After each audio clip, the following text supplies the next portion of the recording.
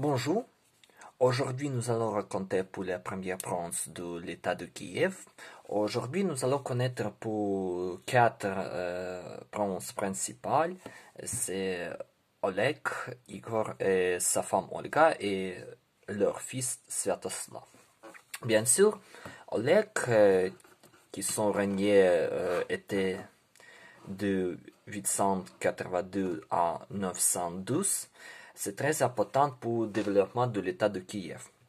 À 882, il est entré à Kiev et son règne commençait avec l'assistant Ascolt, le frère Ascolt et dire.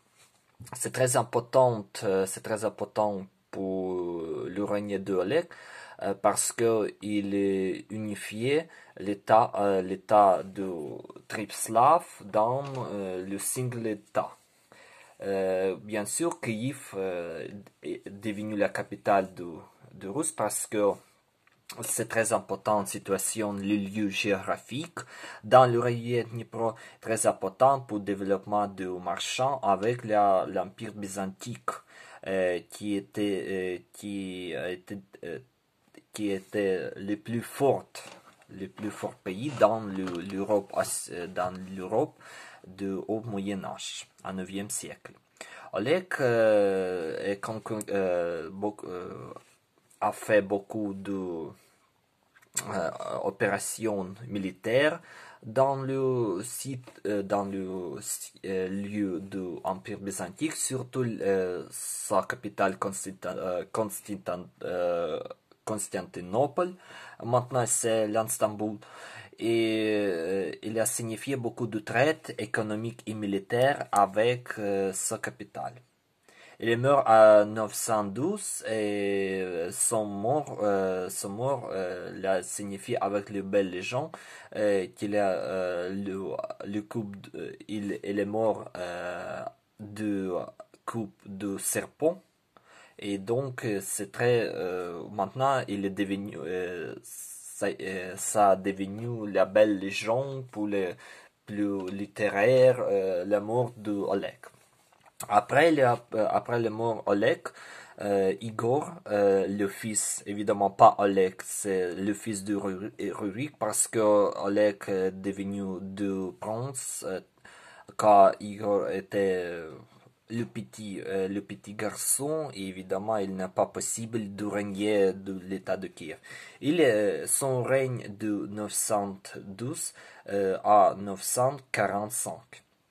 Son règne, son politique, il beaucoup de développement avec Empire byzantin, avec la continué avec l'opération militaire. Évidemment, il commençait la politique de tous les pays de l'État de Kiev.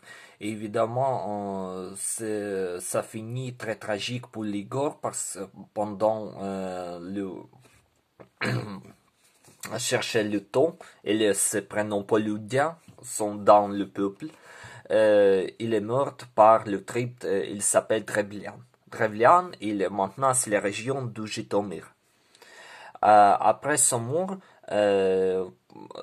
quand son fils Sviatoslav était petit aussi, en 945, sa femme Olga était devenue la femme qui régnait. Et évidemment, elle unifiait l'État et elle a réalisé beaucoup de voyages dans le pays qui n'a pas que précédent Oleg et Igor et Olga a été connu parce qu'il est baptisé dans la religion chrétienne en Constantinople en 959. Évidemment, Olga a été commencé le procès de christianisation de l'État de Kiev. Évidemment, il a commencé de construction beaucoup de premières églises à Kiev, mais avec sa mort en 964. Leur fils Sviatoslav, il est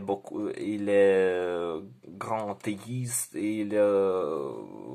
concepté, il a supprimé, il supprimé la religion chrétienté et il a détruit ses premières églises à Kiev. Et évidemment, il a continué la politique de son père et de son grand-père. Sviatoslav continuait la lutte avec le Khazar, le trip-step.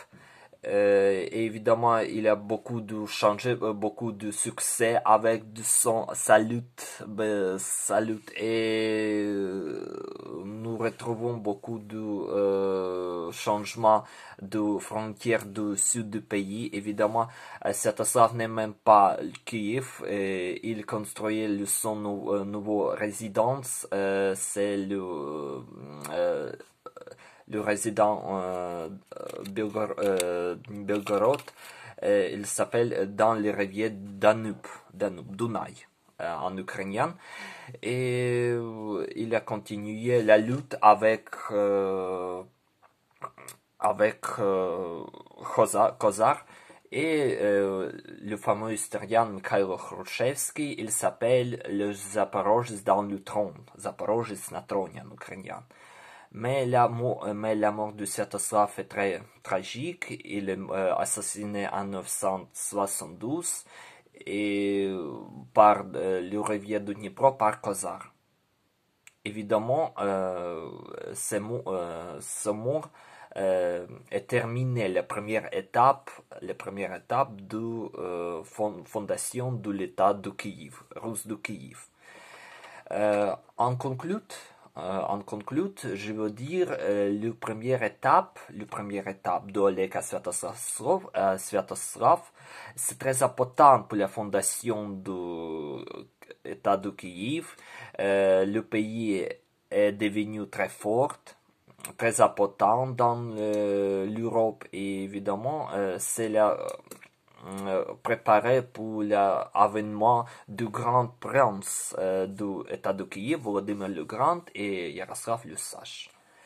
Notre vidéo a été terminée. Merci beaucoup. Bonne chance et bonne journée. Au revoir.